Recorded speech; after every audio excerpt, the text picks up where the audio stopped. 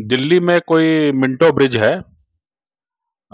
वहाँ पर under bridge है, जैसा मुझे देखने में समझ में आया। जब वहाँ पर पानी भरता है और कोई गाड़ी जो है वो वहाँ पर जो है फंस जाती है वो उस पानी में।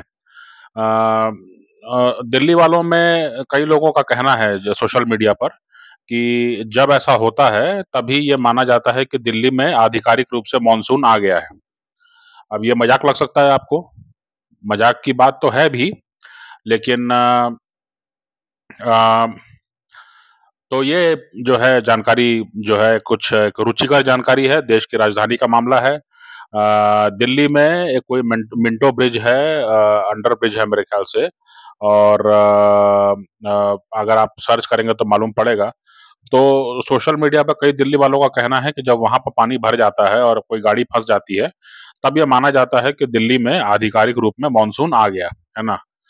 तो ये तो खैर मजाक की बात हुई। दिल्ली वालों में कई लोगों का ऐसा अनुभव रहा होगा, लेकिन इसको हम मजाक माने या गंभीरता से लें, ये मैं आप पर छोड़ता हूँ। अ, जो बात मैं कहना चाह रहा था, जो जो गंभीर बात मैं कहना चाह रहा था कि अक्सर ऐसा होता है कि कोई चीज हम बनाते हैं और हमको ऐसा लगता है कि इसको हम नियंत्रण कर लेंगे, लेकिन लंबे अनुभव में ये समझ में आता है कि दरअसल वही हमको नियंत्रित कर रहा था, है ना। हम जो बनाए थे, हम समझे कि हम उसके मालिक हैं, लेकिन दरअसल जो है जिसको बनाए थे वही हमारा मालिक बन बैठा, है ना। तो आज टेक्नोलॉजी को लेकर के दुनिया भर की सरकारों में, टेक्नोलॉजी को लेकर दुनिया भर की कंपनियों में जिस तरह की होड़ है ना। और जिस तरह की उन्नत टेक्नोलॉजीज और जिस तरह का जो है अ, निजता निजता को पार करने वाला जो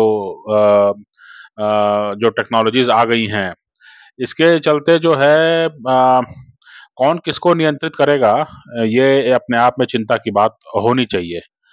इस पर कोई डिबेट एज सच हो नहीं रही है। कोई नैतिक प्रश्न उठाए नहीं जा रहे हैं, है ना।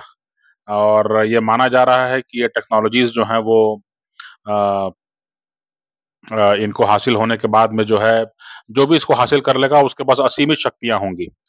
अब सोचने का तरीका है, लेकिन अ, जो जो बात अनुभव में आती है वो ये कि एक तो जैसा मैंने बताया कि आप समझते हैं कि आप कंट्रोल कर रहे हैं, लेकिन दरअसल उल्टा हो रहा होता है।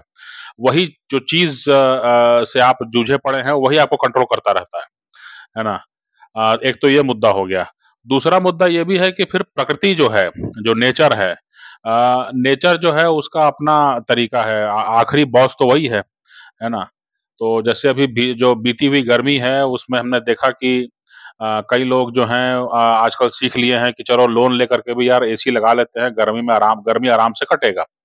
लेकिन अब सवाल जो उठ रहा है कि ये जो कई कई माले की बिल्डिंग बनी हुई है और वहां पर लोगों ने घर खरीद लिया है ना। और वहां पर जो है वो एसी एसी लगा दिए हैं।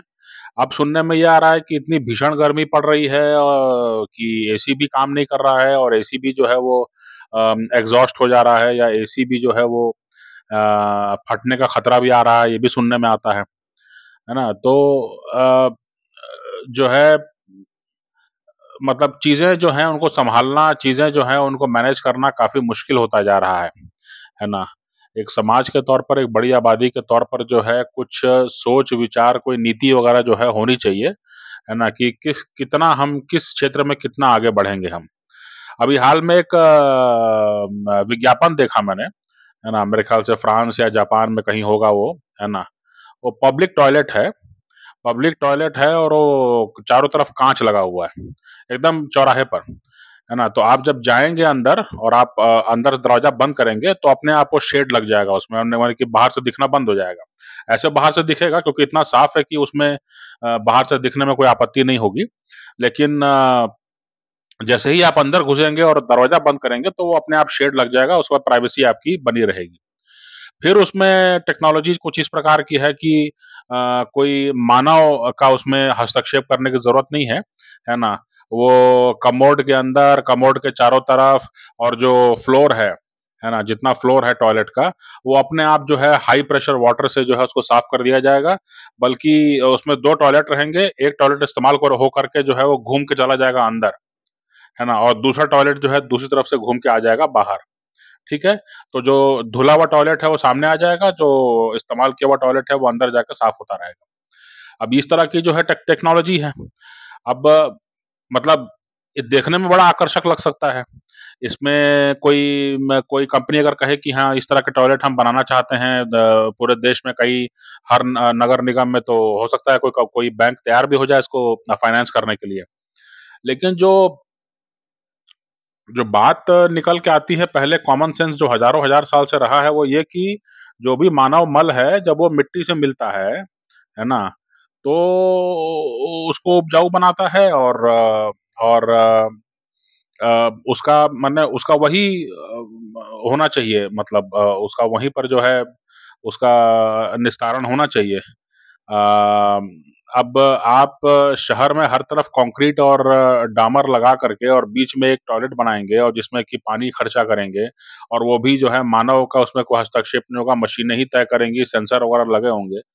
अब ये कितनी बड़ी आबादी के लिए उपलब्ध करा सकते हैं आप, कितना प्रैक्टिकल है, प्रकृति इसको कितना दिन अलाउ करेगी, ये सब चीज़ें जो हैं सोचने समझने वाली हैं। तो मैंने जो मिंटो ब्रिज से शुरू किया, वो मिंटो ब्रिज एक बहुत ही साधारण मतलब एक उदाहरण है कि आपने एक अंडर ब्रिज बनाया। अब सवाल उठता है कि आपने अंडर ब्रिज बनाया लेकिन उसमें पानी जमा होने से आप रोक नहीं पा रहे हैं। ये अपने आप में चिंता की बात है और उसके उलट जो है फिर आप और उत्तरोत्तर जो है उन्नत तकनीकों की तरफ जा रहे हैं। तो ऐसे कब तक चल पाएगा और कितना आप मेंटेन कर पाएँगे, कितना सस्टेन कर पाएँगे, ये सब चीज़ें जो हैं वो कहीं न कहीं सोचने विचारने की ज़रूरत है और उसके अनुसार जो है अपनी नीति बना कर के मानव अपने विकास के बारे में सोचे।